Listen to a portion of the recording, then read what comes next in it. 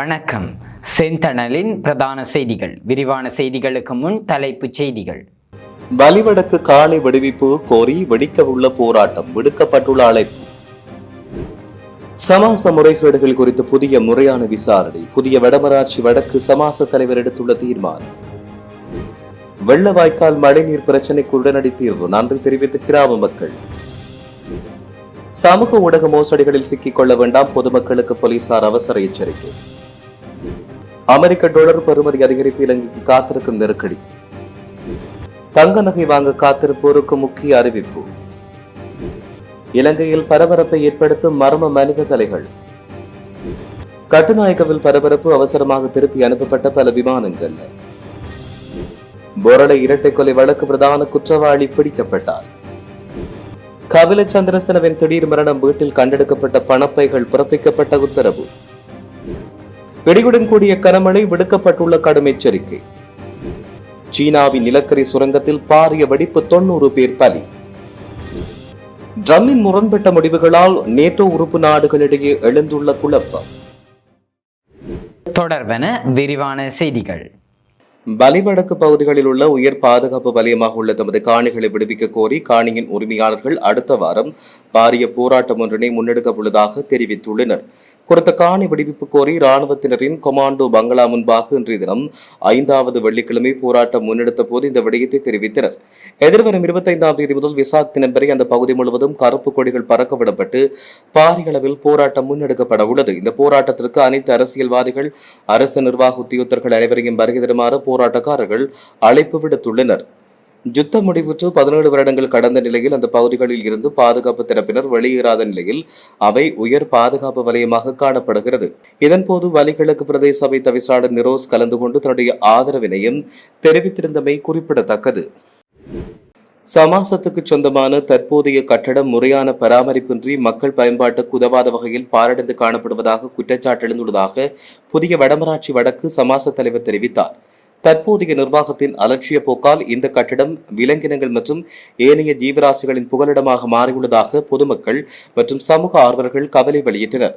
கடந்த காலங்களில், குறிப்பாக சுனாமி அனர்த்தத்துக்கு பிற்பட்ட காலத்தில் இந்த சமாசத்துக்கு பல்வேறு வாழ்வாதார உதவிகள், வலைகள் மற்றும் கடத்தொழில் உபகரணங்கள் உள்ளிட்ட பல்வேறு பொருட்கள் திட்டங்கள் மூலம் வழங்கப்பட்டன. அத்துடன் பெருமளவான நிதியும் கிடைக்கப்பெற்றது. இதன் மூலம் சங்கங்கள் தன்னிச்சையாகவும் வலுவாகவும் இயங்கும் அளவுக்கு சமாசம் பெரும் வருமானத்தை ஈட்டித் தந்ததாக தெரிவிக்கப்பட்டுள்ளது. யாழ்ப்பாணம் சகாயபுரம் கிராமத்தில் அமைந்துள்ள வெள்ளவாய்க்கால் சுமார் 89 ஆண்டுகள் திருத்தப்படாமல் இருந்த நிலையில் தற்போது அதை சீரமைக்க நடவடிக்கைகள் ஆரம்பிக்கப்பட்டுள்ளன. இதனால் அந்த பகுதி மக்கள் அதிகாரிகளுக்கு நன்றியையும் பாராட்டையும் தெரிவித்தனர். குறித்த கிராமத்தில் மழை காரணமாக ஏற்பட்ட பாதிப்பு தொடர்பில் வெளியிட்ட தகவலின் அடிப்படையில் உடனடியாக நடவடிக்கை எடுக்கப்பட்டதாக தெரிவிக்கப்பட்டது. ஆளுநரின் அறிவுறுத்தலின் கீழ் உள்ளூர் ஆட்சி திணைக்களம், பிரதேச சபை உறுப்பினர்கள் மற்றும் அரசாங்க உத்தியோகத்தர்கள் சம்பவ இடத்துக்கு நேரில் சென்று நிலைமைகளை ஆராய்ந்துள்ளனர். மழை தொடர்ந்ததால் உடனடியாக தகவல் தெரிவிக்குமாறு பொதுமக்களுக்கு அதிகாரிகள் அறிவுறுத்தியதோடு அவசர உதவிக்காய் தொடர்ந்து தயார் நிலையில் உள்ளதாகவும் இதன்பொழுது உறுதியளித்தனர். இணையதளம் மற்றும் சமூக ஊடகங்களை பயன்படுத்தி மேற்கொள்ளப்படுகின்ற நிதி மோசடிகள் மற்றும் முறைகேடுகள் தொடர்பில் பொதுமக்கள் மிகுந்த அவதானத்தோடு இருக்குமாறு போலீஸ் ஊடக பிரிவு எச்சரிக்கை விடுத்துள்ளது. கணனிகள் அல்லது கையடக்க தொலைபேசிகளை பயன்படுத்தி தனிப்பட்ட தரவுகளை திருடுதல், வங்கி கணக்குகளை ஹேக் செய்தல், சமூக ஊடக கணக்குகளை கைப்பற்றல் மற்றும் போலி இணையதளங்களை உருவாக்கி பண மோசடி செய்தல் போன்ற சட்டவிரோத செயற்பாடுகள் தற்போது அதிகரித்துள்ளதாக தெரிவிக்கப்படுகிறது. இதேவேளை டெலிகிராம், வாட்ஸ்அப் போன்ற கணக்குகள் மற்றும் ஏனைய சமூக ஊடக பின்னணிகளை பயன்படுத்தி நடத்தப்படுகின்ற இணையவழி நிதி மோசடிகள் குறித்து முறைப்பாடு கிடைக்கப்பெற்றதாக கூறப்படுகிறது. பெரும் தொகை லொத்தர் பரிசுகள், உடனடி கடன், பகுதி நேர ஆன்லைன் வேலை மற்றும் ஐரோப்பிய நாடுகளில் வேலை, உயர்கல்வி வாய்ப்புகள் போன்ற உத்திகளை பயன்படுத்தி மோசடிகளில் ஈடுபடுவதாக தெரிய வருகிறது. எனவே பொதுமக்கள் பின்பற்றப்பட வேண்டிய அறிவுறுத்தல்களை போலீஸ் ஊடக பிரிவு வெளியிட்டுள்ளது. ஊடகங்கள் மூலம் அறிமுகம் இல்லாத நபர்கள் அதிக வருமானம் தருவதாக கூறி செய்ய மோசடியான தூண்டுதலுக்கு ஆளாக வேண்டாம் என்றும் கூறப்படுகிறது. அடையாளம் தெரியாத நபர்களால் சமூக ஊடகத்தில் பயிரப்படும் இணைய இணைப்புகளை கிளிக் செய்வதையோ அல்லது QR குறியீடுகளை ஸ்கேன் செய்வதையோ தவிர்க்குமாறும் தெரிவிக்கப்பட்டுள்ளது. தனிப்பட்ட விவரங்கள், கணக்கிலக்கம், கடவுச்சொற்கள், QR குறியீடுகளை எந்தவொரு சந்தர்ப்பத்திலும் வெளிநபர்களுடன் பகிர்ந்து கொள்ள வேண்டாம் என்றும் தெரிவிக்கப்பட்டுள்ளது. அறிமுகம் இல்லாத நபர்கள் வழங்கும் தொலைபேசி செயல்கள் குறித்து நிறுவும் போது பாதுகாப்பு முறைகள் குறித்து அவதானமாக இருக்க வேண்டும் என்றும் போலீசார் கேட்டுக் கொண்டுள்ளனர். இலங்கையில் அத்தியாவசிய இறக்குமதி பொருட்களின் விலை உயர்வு, மின்சாரம், நீர் கட்டணங்கள் உயர்வு மற்றும் ஏற்றுமதிக்கான மூலப்பொருட்களை கொள்வனவு செய்யும் செலவு கணிசமான அளவு அதிகரிக்கும் அபாயம் உள்ளதாக பொருளாதார நிபுணர்கள் சுட்டிக்காட்டியுள்ளனர். அமெரிக்க டாலருக்கு நிகராக இலங்கை ரூபாவின் மதிப்பு வேகமாக வீழ்ச்சியடைந்து வருவதன் காரணமாக இந்த நிலைமை ஏற்பட்டுள்ளது. இதற்கு இணையாக பணவீக்கமும் கணிசமான அளவில் உயரும் என்று எதிர்பார்க்கப்படுகிறது. எரிபொருள், எரிவாயு, மருந்துகள் மற்றும் உணவு உள்ளிட்ட பல அத்தியாவசிய பொருட்கள் இலங்கைக்கு டாலர் மூலமே இறக்குமதி செய்யப்படுகிறது. இதனால் ரூபாவின் மதிப்பு வீழ்ச்சியடையும் போது உள்நாட்டு சந்தையில் பொருட்களின் விலைகள் வேகமாக உயரும் என்று நிபுணர்கள் எச்சரிக்கை விடுத்துள்ளனர். இலங்கையில் கடந்த சில நாட்களாக தொடர்ந்து அதிகரித்து வந்த தங்கத்தின் விலை இன்று சடதியாக வீழ்ச்சியடைந்துள்ளது. அதன்படி தங்கத்தின் விலை ஒரு பவுனுக்கு 3000 ரூபாவால் குறைவடைந்துள்ளதாக அகில இலங்கை நகையக வியாபாரிகள் சங்கம் தெரிவித்துள்ளது. தற்போதைய தங்க விலை நிலவரப்படி 24 கேரட் தங்கம் பவுன் ஒன்று 3,95,000 ரூபாவாக விற்பனை செய்யப்படுகிறது. 22 கேரட் தங்கம் பவுன் ஒன்று 3,63,400 ரூபாவாக விற்பனை செய்யப்படுகின்றது. தென்னிலங்கையில் மற்றொரு துண்டிக்கப்பட்ட தலை மீட்கப்பட்ட நிலையில் மக்கள் மத்தியில் அச்ச நிலை ஏற்பட்டுள்ளது. ஆளுத்கம போலீஸ் பிரிவுக்குட்பட்ட முரகல்ல கடற்கரையில் வெட்டப்பட்ட மனித தலைப்பகுதி ஒன்று மீட்கப்பட்டுள்ளது. பிரதான சுற்றுலா ஹோட்டல் ஒன்றின் பின்புறமாக உயிரிழந்த நபர் ஒருவரின் தலைப்பகுதி மாத்திரம் ஒதுங்கிய நிலையில் அழுத்கம போலீசார் மீட்டுள்ளனர். இன்று காலை அழுத்கம போலீசாருக்கு கிடைத்த தகவலுக்கு அமைய மேற்கொள்ளப்பட்ட விசாரணையின் பொழுது தலைப்பகுதி மீட்கப்பட்டுள்ளது. இது ஒரு ஆணுக்கு சொந்தமான தலைப்பகுதி என்று அடையாளம் காணப்பட்டுள்ளது. அத்துடன் அவரின் அடையாளம் குறித்த எந்த ஒரு தகவலும் இதுவரை வெளியாக என்றும் தெரிவிக்கப்பட்டுள்ளதோடு மேலதிக விசாரணைகளை போலீசார் மேற்கொண்டு வருவதாகவும் கூறப்படுகின்றமை குறிப்பிடத்தக்கது. கட்டுநாயக்க பண்டாரநாயக்க சர்வதேச விமான நிலையத்திற்கு வந்த பல விமானங்கள் மத்தள சர்வதேச விமான நிலையத்துக்கு திருப்பிவிடப்பட்டுள்ளன. கட்டுநாயக்க விமான நிலையத்துக்கு வந்த சுமார் 6 விமானங்கள் இவ்வாறு மத்தள விமான நிலையத்துக்கு திருப்பி அனுப்பப்பட்டுள்ளன. தற்பொழுது பெய்து வரும் பலத்த மழையால் கட்டுநாயக்க விமான நிலையத்தில் குறித்த விமானங்களை தரையிறக்க முடியாத நிலையில் இத்தீர்மானம் மேற்கொள்ளப்பட்டுள்ளது. அதன்படி கட்டுநாயக்க விமான நிலையத்தில் தரையிறங்குவதற்காக வருகின்ற 9 விமானங்கள் மத்தள விமான நிலையத்திற்கும் இந்தியாவின் கொச்சின் மற்றும் திருவனந்தபுரம் விமான நிலையங்களுக்கும் திருப்பிவிட நடவடிக்கை எடுக்கப்பட்டுள்ளதாக தெரிவிக்கப்படுகிறது.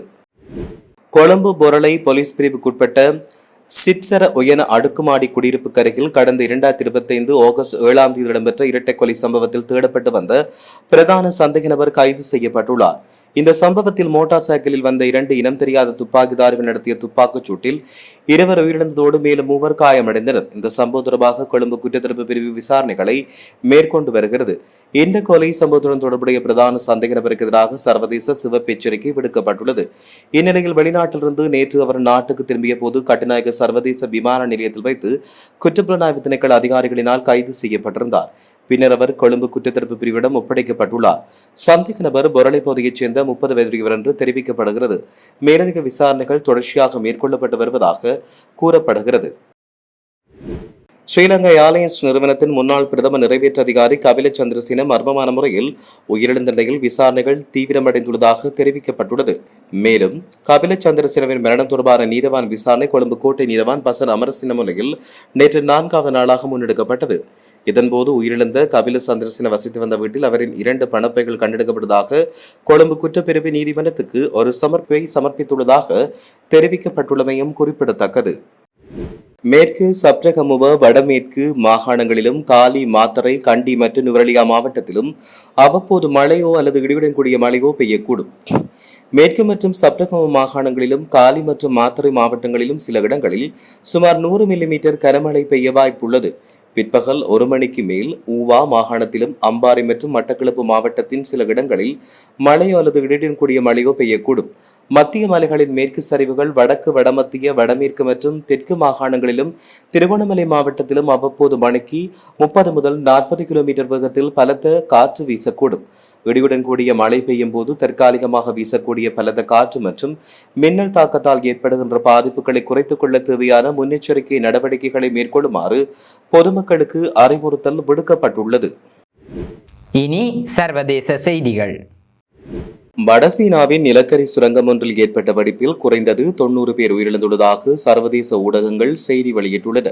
இந்த வெடிப்பு நேற்று அந்த நாட்டு நேரப்படி இரவு 7:29 சான்சி மாகாணத்தின் டோங்கியோ குழுமத்துக்கு சொந்தமான லியூசென்யூ நிலக்கரி சுரங்கத்தில் இடம்பெற்றது. விபத்து நடந்த நேரத்தில் 247 ஊழியர்கள் அங்கு பணியில் இருந்ததாக தெரிவிக்கப்படுகிறது. அந்த இடத்தில் மீட்புப் பணிகள் தற்போது முன்னெடுக்கப்பட்டு வருவதாகவும் சர்வதேச ஊடகங்கள் செய்தி வெளியிட்டுள்ளன. ஐரோப்பாவில் அமெரிக்க ராணுவ வீரர்களை நிலைநிறுத்துவதில் ஜனாதிபதி டொனால்டு ட்ரம்ப் எடுத்து வரும் முரண்பட்ட முடிவுகளால் நேட்டோ உறுப்பு நாடுகளிடையே எழுந்துள்ள குழப்பத்தை தணிக்க அமெரிக்க வெளியுறவு செயலாளர் மார்கோ ரூபியோ முயன்றுள்ளார். சுவீடனில் நடைபெற்ற நேட்டோ மாநாட்டில் பேசியுள்ள அவர், உலகளாவிய பாதுகாப்பு சூழலுக்கு ஏற்ப ஐரோப்பாவில் அமெரிக்க படைகளின் எண்ணிக்கை மாற்றியமைக்கப்படுவதாகவும் இது கூட்டணி நாடுகளுடன் கலந்தாலோசித்து செய்யப்படுவதாகவும் விளக்கம் கொடுத்துள்ளார். இத்துடன் செய்திகள் நிறைவடைகின்றன. வணக்கம்.